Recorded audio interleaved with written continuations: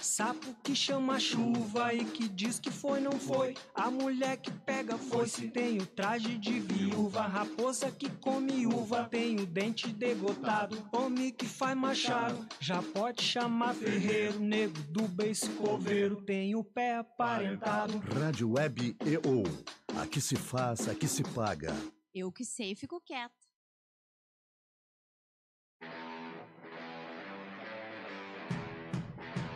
Desde 1956, para Ivupens, qualidade é norma obrigatória.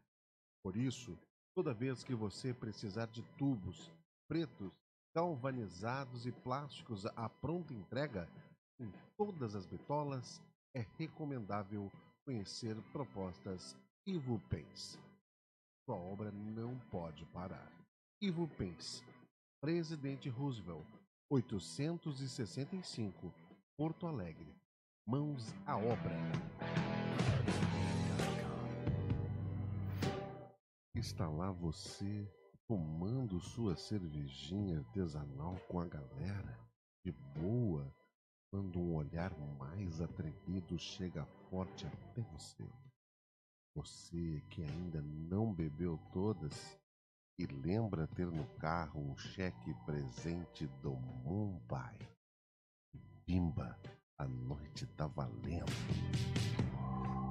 Cheque presente Mumbai incrementa qualquer relação. Quem gosta, presenteia. Motel Mumbai, na Oscar Pereira, 1786, Porto Alegre.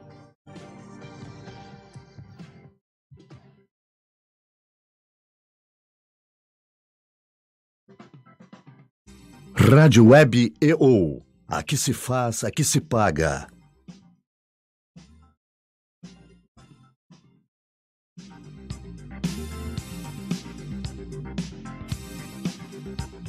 Se você pensa que cachaça é água, cachaça não é água não. Vem aí, nem mais nem menos, com o insuperável Marino Boeira. Nem mais, nem menos. A hora de falar sobre mídia. E não apenas falar com espírito crítico, que essa é a nossa meta, né? Essa é a nossa proposta aqui em Nem Mais Nem Menos. Uma coisa que todo mundo ouve, né, quando se fala como de jornalistas têm uma certa presunção assim, de se apresentar como pessoas especiais. E eles se apresentam dizendo assim: nós somos formadores de opinião.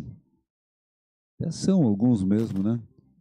Alguns pela sua importância, pelo seu nome, pela sua história, acabam sendo formadores de opinião, né? Aqui no Rio Grande do Sul, no Brasil, né? Nomes, né? Um Jânio de Freitas, por exemplo, na Folha de São Paulo, com toda a justiça, né? Um formador de opinião, né? Quer dizer, ele ajuda as pessoas a entender determinadas coisas, né? Aqui no nosso Rio Grande já tivemos também jornalistas com essa capacidade, né? Hoje, por exemplo, na Zero Hora tem um artigo da Laetano, né? Onde realmente ela ajuda as pessoas a formar uma opinião sobre o governo Bolsonaro, né? Quer dizer, ela mostra a vergonha nacional, né? Que é ter o presidente da República, né? Com essa capacidade imensa de dizer bobagens, né? De nos envergonhar publicamente, né? Mas bem, enfim, jornalistas formadores de opinião, uma certa pretensão, né? Quem realmente forma opinião são os jornais, são os veículos de comunicação, né? Apesar de se apresentarem como imparciais, o imparcial, o isento, a rigor, não modificaria a opinião das pessoas, né? E daria a essas pessoas informações, dados, de uma forma mais imparcial possível, para que essas pessoas, aí sim elas, comparando o que elas leram nos jornais, comparando o que elas leram nos livros, os poucos que ainda lê livro, né? Formem uma opinião sobre questões importantes, questões da nacionalidade, questões da sua vida, etc., né? Mas, enfim, os jornais formam opinião, né? O que vem um pouco em desacordo com a mensagem que eles passam de imparcialidade, de isenção, né? Hoje isso é uma certa hipocrisia, né? Dizer que eles são isentos. Eles não são isentos. Eles têm um lado, sempre foram.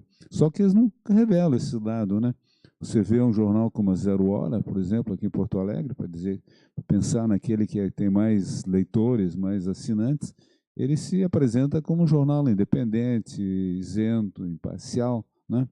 Mas todo mundo sabe, ou devia saber, né, que nas grandes questões ele toma partido e, nosso modo de entender, de maneira equivocada, né? No ano passado, os jornais surgiram, né, falando de mídia impressa, né? Os jornais surgiram com uma proposta muito clara, né? Nós temos um partido, nós temos um lado, e o jornal está impresso para defender esse lado. Então, não é à toa que nas épocas revolucionárias, né, no início do século passado, todas as organizações partidárias, né, no mundo inteiro tinham seus jornais. Né? Você lia um determinado jornal, você sabia que era ligado ao movimento de esquerda, de direita, de centro, né? Mas isso com o tempo foi passando, foi sendo disfarçado, né? Veja, na história recente do Brasil, vamos dar uma olhada, que jornais assumiram claramente um lado, né? Aqui no Rio Grande do Sul, no final da década de 50, quando o saudoso Leonel Brizola se preparava para ser prefeito e depois governador do estado, ele lançou um jornal, o Clarim, né? O Clarim era um jornal diário, um tabloide, que tinha matérias sobre cinema, sobre futebol, sobre esporte, mas basicamente era um jornal que defendia a estratégia, a política do PTB, né, o Partido Trabalhista Brasileiro do Brizola, e defendia a candidatura do Leonel Brizola, né? Então era um partido que as pessoas que comprassem o jornal sabiam o que ele esperava, quer dizer, uma defesa das políticas, das ideias de um determinado segmento de público. Um pouco mais adiante, mas na mesma época ainda, mas teve uma vida um pouco mais longa, o Jornal do Dia em Porto Alegre. O Jornal do Dia era um jornal da Igreja Católica, era o jornal dos padres. Era um jornal que tinha esporte, tinha cinema, tinha diversões, mas era um jornal que defendia uma linha, um posicionamento católico sobre as coisas da política, enfim, da vida social. Era um jornal católico. Os jornais, depois disso, que outras experiências nós podíamos lembrar de jornais, de grandes jornais, ou de jornais importantes, que tivesse uma linha definida, clara, e não tentasse iludir o leitor com a ideia de que ele é imparcial, que o que ele está dizendo é verdade, porque ele não tem um lado. Não, poucas, né? Na década de 60, até 60 e poucos, né? Havia um jornal no Brasil, um jornal nacional, jornal que tinha umas tiragens no Rio de Janeiro, em São Paulo, em Porto Alegre, no Nordeste, chamado Última Hora. A rigor não era um jornal partidário, mas era um jornal de posições políticas muito claras, né? Era um jornal que defendia a linha política do Partido Trabalhista Brasileiro e dos seus associados, né? Era um jornal que nasceu com dinheiro do Banco do Brasil, o financiamento do Banco do Brasil, autorizado por Getúlio Vargas para Samuel Weiner. Samuel Weiner criou um jornal com grandes articulistas, né? Nelson Rodrigues escrevia, Sérgio Porto, com o nome de Stanislau Ponte Preta, aqui em Porto Alegre, Sérgio Jockmann, né? Eram jornalistas de opinião que escreviam num jornal que tinha uma posição claramente nacionalista, né? E defendeu os governos de Getúlio, basicamente, depois os de Juscelino, né? Apesar do Juscelino não pode nunca jamais ser caracterizado como nacionalista, mas, enfim, era um governo em oposição à corrente mais entreguista, que era a corrente da UDN, né? Então, a Última Hora era um jornal com posições muito claras. Quem lia a Última Hora sabia que era um jornal parcial nesse sentido, né? Depois dessa experiência concomitante com a Última Hora, em oposição direta à Última Hora, havia no Rio de Janeiro um jornal que não tinha uma circulação nacional, mas tinha uma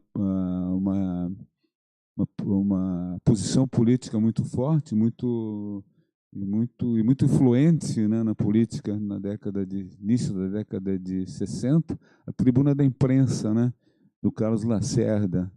Era um jornal com posições políticas. Quem lia a Tribuna da Imprensa normalmente não lia a Última Hora. Quer dizer, quem lia a Última Hora era para saber, para ter argumentos, para se defender das críticas feitas pela Tribuna da Imprensa, né? Isso, de certa forma, desapareceu, né? Esses jornais claramente definidos por um lado desapareceram e os jornais passaram a defender posições políticas, mas não claramente.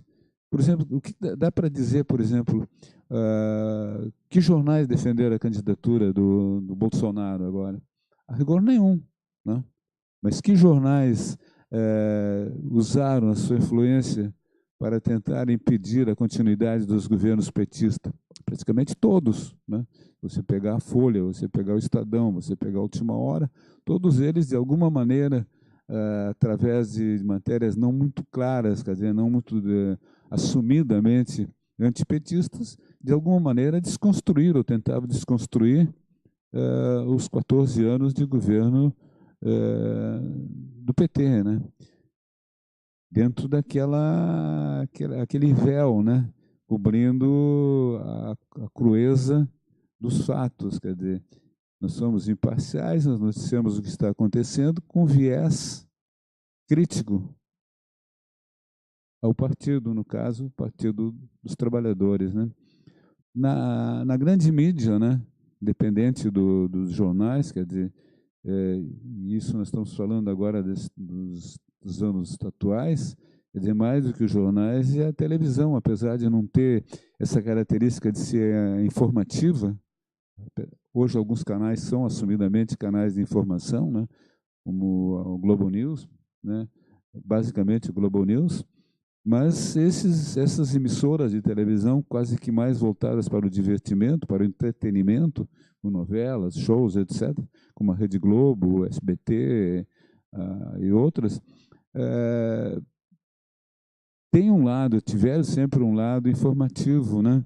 E nós vamos falar primeiro, inicialmente, desse aspecto, o lado claramente informativo. Quer dizer, nós estamos dando uma notícia que é tendenciosa, é a favor de um grupo, nós não deixamos claro isso, nós disfarçamos isso como se fosse uma coisa imparcial, mas é uma notícia que nós estamos dando.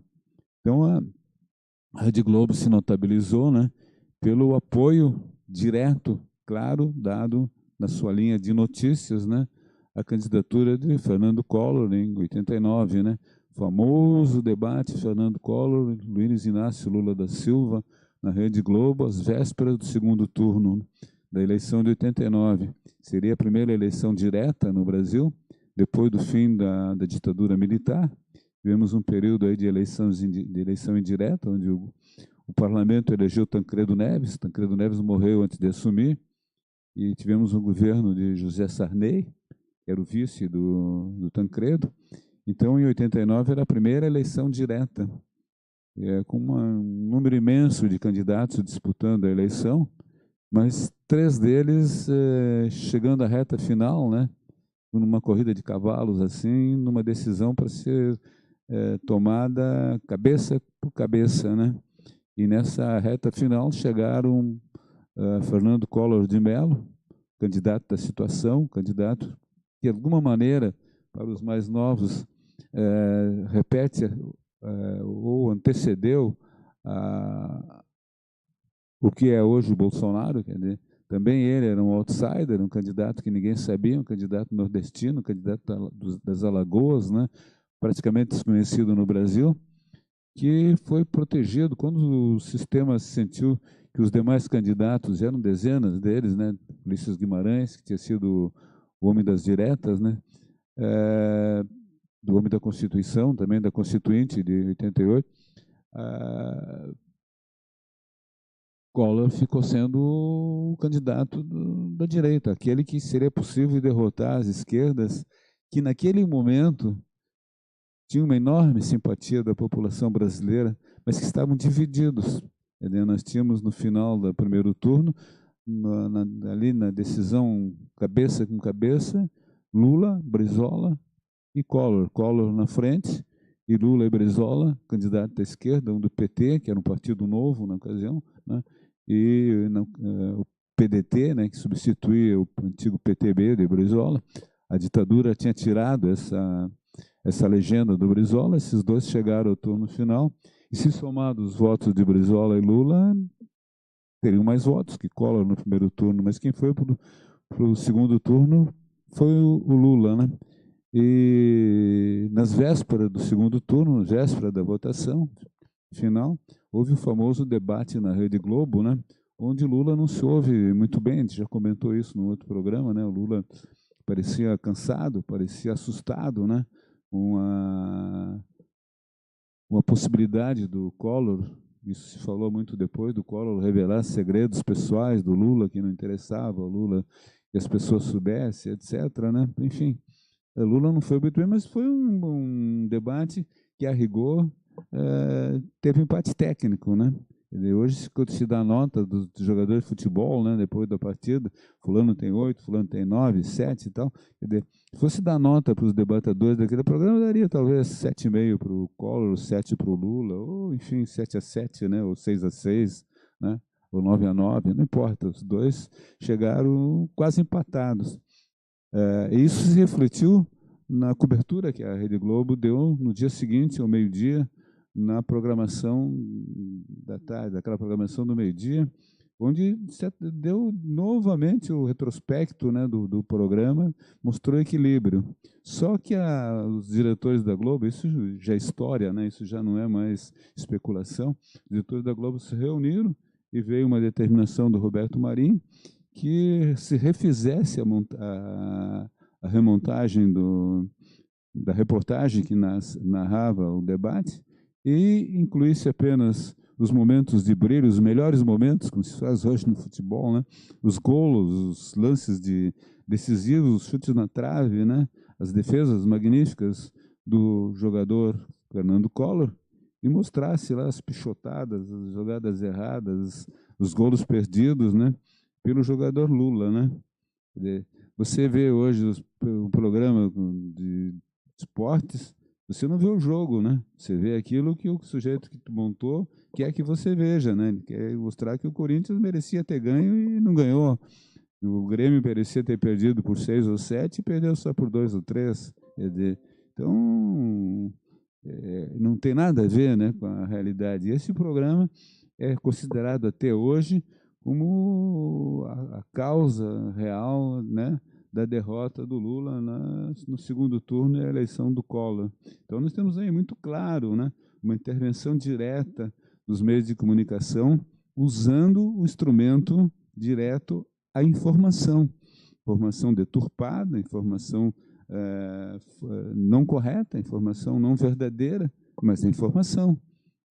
Você diz alguma coisa, ou diz de alguma forma alguma coisa, para tentar obter um determinado resultado. Agora, por exemplo, acompanhe-se, por exemplo, a última eleição brasileira. Um personagem que todo mundo sabia que era um tosco, um medíocre, um sujeito desinformado, grosseiro, vulgar, defendendo as piores estratégias do mundo, como foi o Bolsonaro, sendo apresentado pela mídia como novo, né? Um novo sempre agrada, né? Como as pessoas, se perguntar a qualquer pessoa, está bem a tua vida? Está ótimo, o país está bem? Não, o país está uma droga, minha vida está ruim. Então, quer mudar? Claro que eu quero mudar. Não sei se para pior ou para melhor, mas sempre eu quero mudar, né? Então, esse candidato foi vendido como novo. Mas esse é um aspecto, né?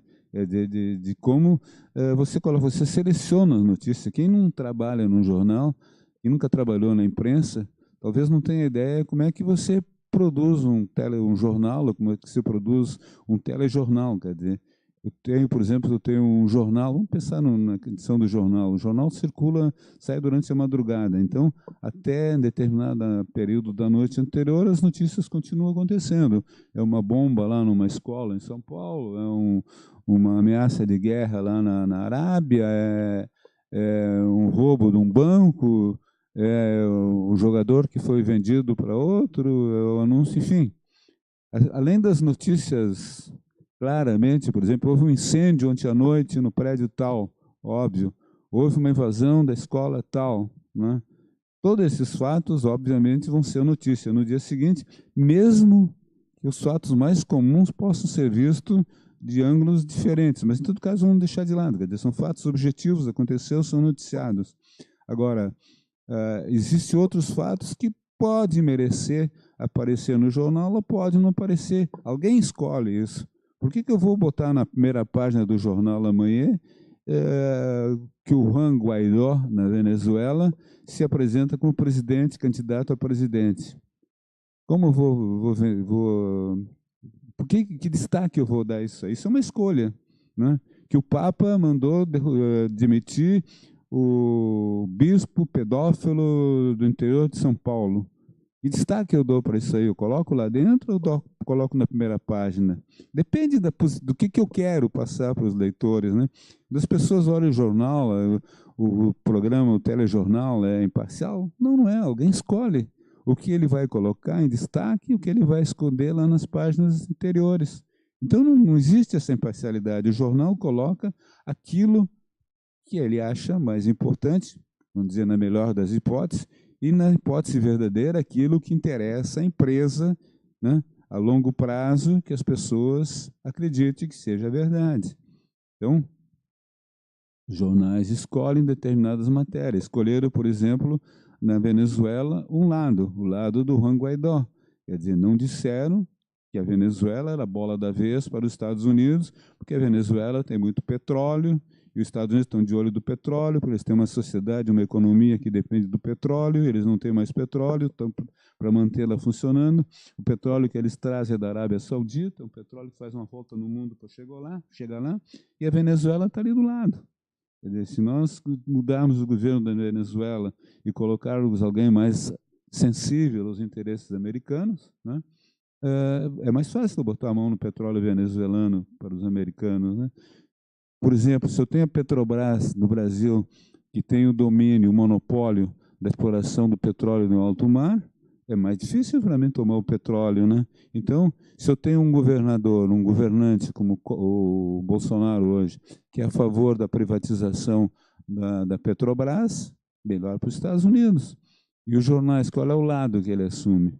Por que ele não diz exatamente, não disse que a Venezuela, o problema da Venezuela era interesses puramente comerciais? Os historiadores lembram sempre um episódio, como ele é distante, ficou fácil olhar, né? O episódio foi a Primeira Grande Guerra Mundial, né? A Primeira Grande Guerra Mundial começou com um atentado ao herdeiro do trono da Áustria, né? Em Sarajevo. Esse fato desencadeou um conflito com a política das alianças, a Rússia de um lado, a Alemanha do outro, a França, a Inglaterra, a Áustria, né? A Sérvia. Mas há muito tempo, na época se sabia, mas muito tempo. Hoje não tem nenhum historiador relativamente sério que pense que essa foi a causa. A causa foi a disputa colonial entre as potências europeias da época pelas colônias asiáticas, africanas, etc.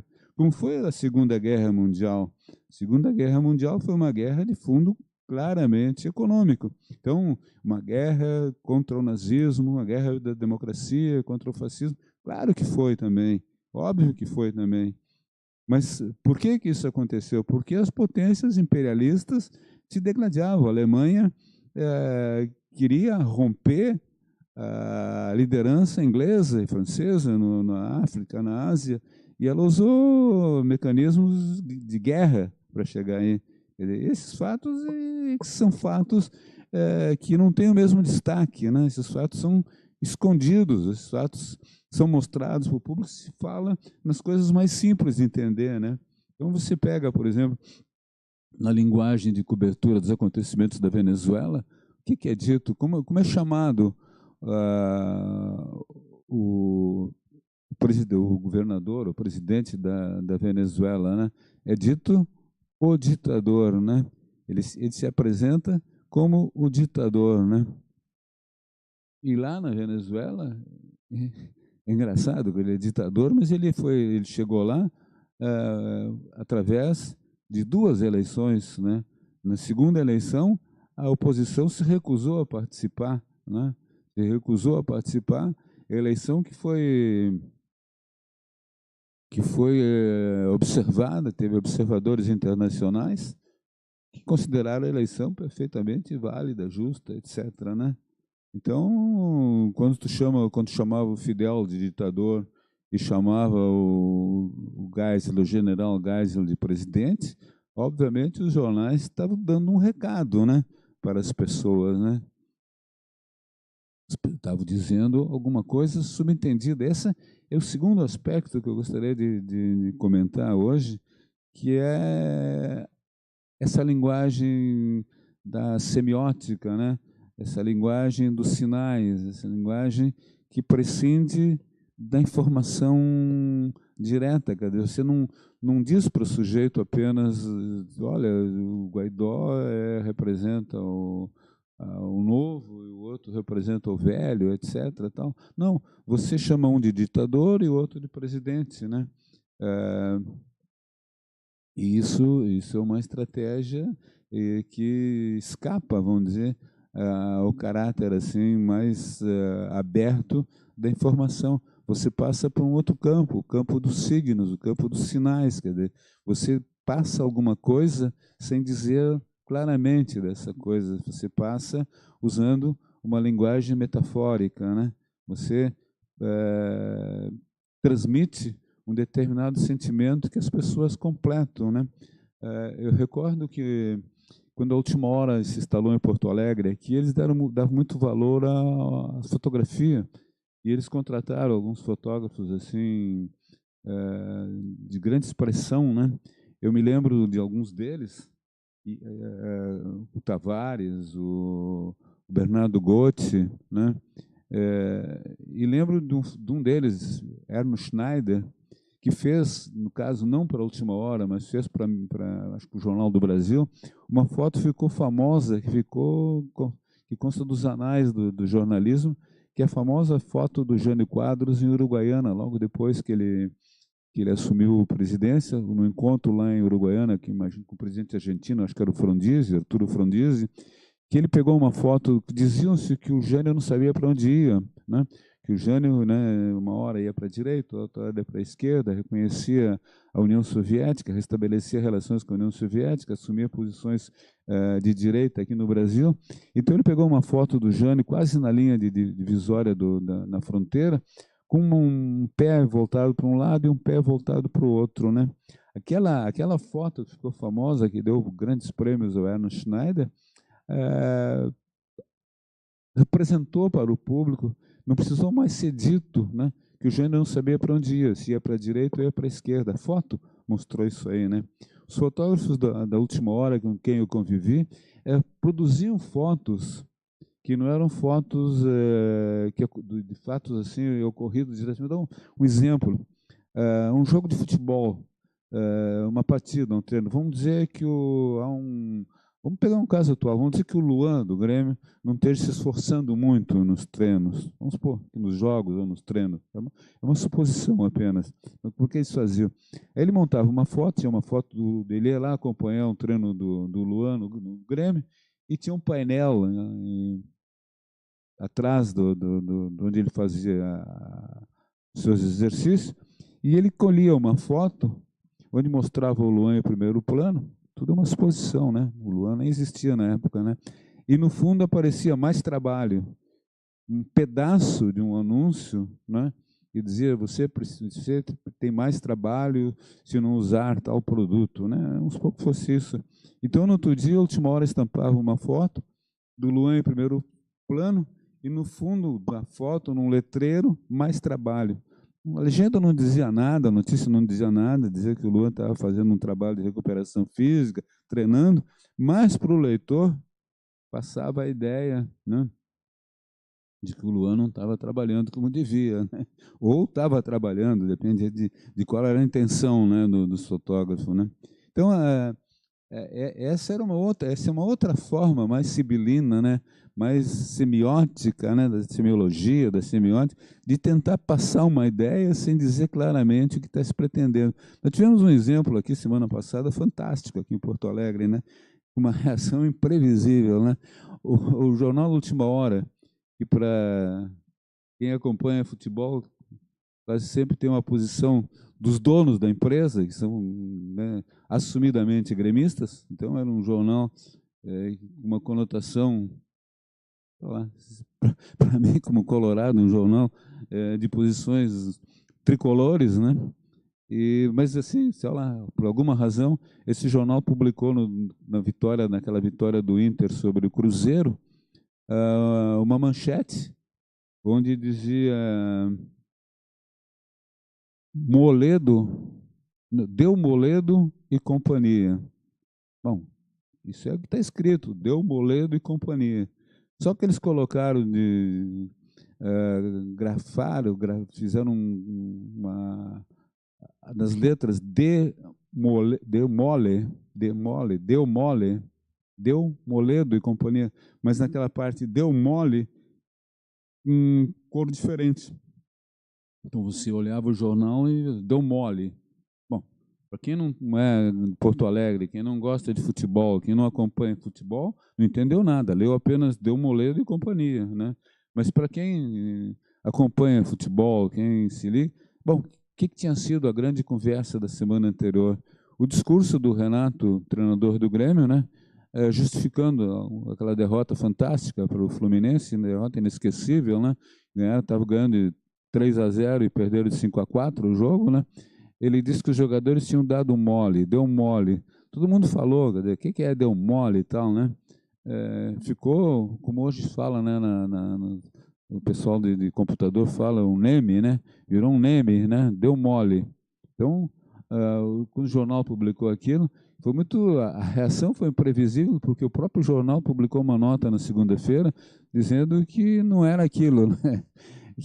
E mais e pior, o jornalista que escreveu a matéria, que assinou a matéria, fez uma declaração pública de que o título da matéria não era responsabilidade dele, que era um editor do jornal, né? E que grafou daquele jeito, né, o título, né? Isso é verdade, os jornais, durante muito tempo, agora é uma retomada, né, para quem se interessa pelo jornalismo, da opinião dos jornalistas, né? Porque durante muito tempo, e a Última Hora foi que introduziu isso aqui em Porto Alegre, mas todos os jornais, o Jornal do Brasil, que de repente foi o jornal mais importante do país, a revista Veja, né? E hoje, os grandes jornais, as matérias gerais, as matérias que não são assinadas, são matérias que passam por um copydesk, né? O copydesk é mais do que um revisor de texto, ele reescreve o texto, né? Ele reescreve o texto, né, a partir da informação do repórter. Quando as matérias são assinadas, imagino eu, e a Zero Hora hoje em Porto Alegre coloca muitas matérias assinadas, imagino que seja o repórter, o que escreveu a matéria, o responsável por ela, né? Aliás, isso é um negócio interessante no jornalismo, né?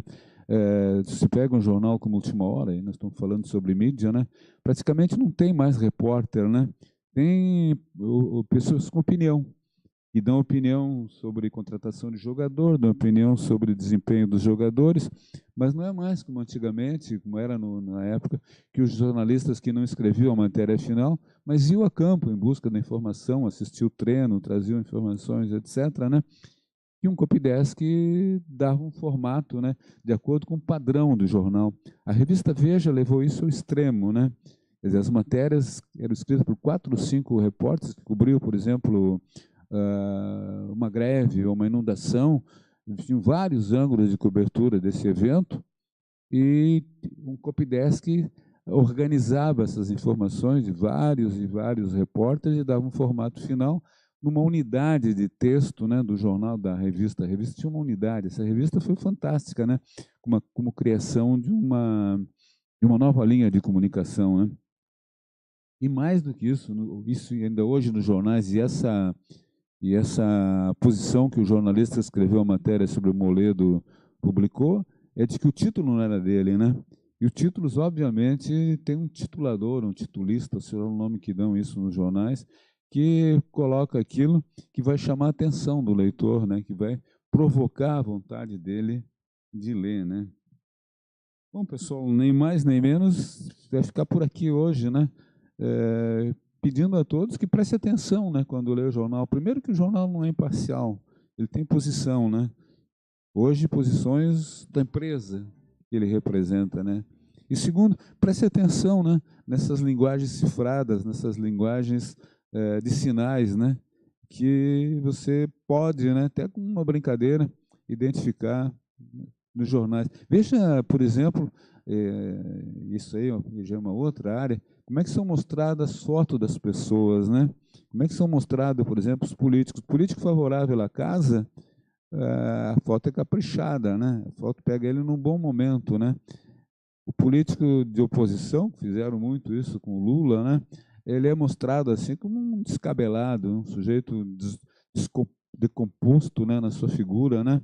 E é fácil, né? O fotógrafo vai lá, tira 500 fotos, o sujeito está falando, daqui a pouco o cara coça o nariz, mete o dedo na orelha, né? Puxa o cabelo, né? E essa postura depois é que vai representar aí. Pô, fulano lá, o candidato do PT, tem posições nesse sentido e tal, essa é a figura dele, né? A figura, né, totalmente em desacordo com o que ele está pregando. Ao contrário, lá o representante da direita lá aparece num jeito conservador, bem posto, etc., né? E agora, a maioria dos jornais brasileiros estão batendo no Bolsonaro, né? As fotos que aparecem do Bolsonaro são fantásticas, né? Mostram um cara lá, né, daquele sujeito que você não convidaria para um café na sua casa, né? Então tá, próxima semana com nem mais, nem menos.